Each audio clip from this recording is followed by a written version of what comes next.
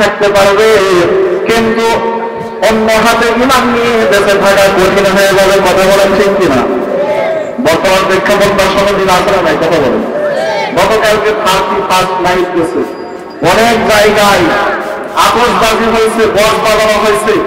আসলে 2024 সাল আমাদের কাছ থেকে বিদায় নিয়ে চলে গেছে।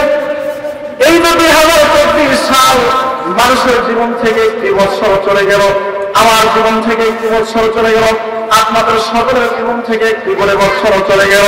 এই বছরে আমরা কতটুকু ইবাদত করতে পারলাম, কতটুকু আল্লাহর হুকুম আহকাম মানতে পারলাম, এই দিকে মুসলমানের কোনো খেয়াল নাই।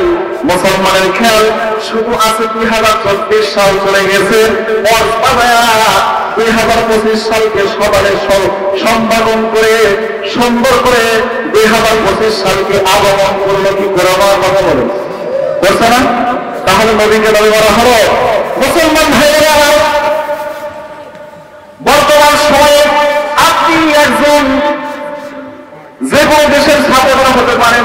মনে করেন খেলোয়াড়দের মধ্যে ব্রাজিল সাপোর্ট করতে পারেন, আর্জেন্টিনা সাপোর্ট করতে পারেন।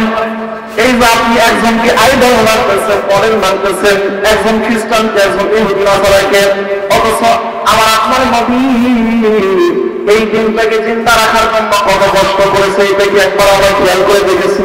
কথা বলেন, দেখেছি?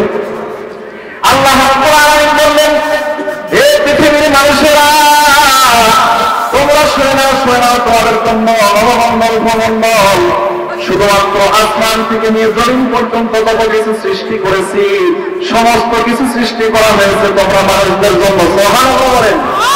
মুসলমান ভাইরা আমার, তাহলে মানুষদের জন্য যদি সবকিছু সৃষ্টি করা হয়, সবকিছু যদি মানুষদের জন্য সৃষ্টি করা হয়, তাহলে মানুষকে সৃষ্টি করার কারণ আছে না নাই? কথা বলেন, আছে না নাই? আল্লাহ কথা বললেন, ওয়ামা খালাকাতুল জিন্নি ওয়াল ইনসা ইল্লা লিয়াবুদুন।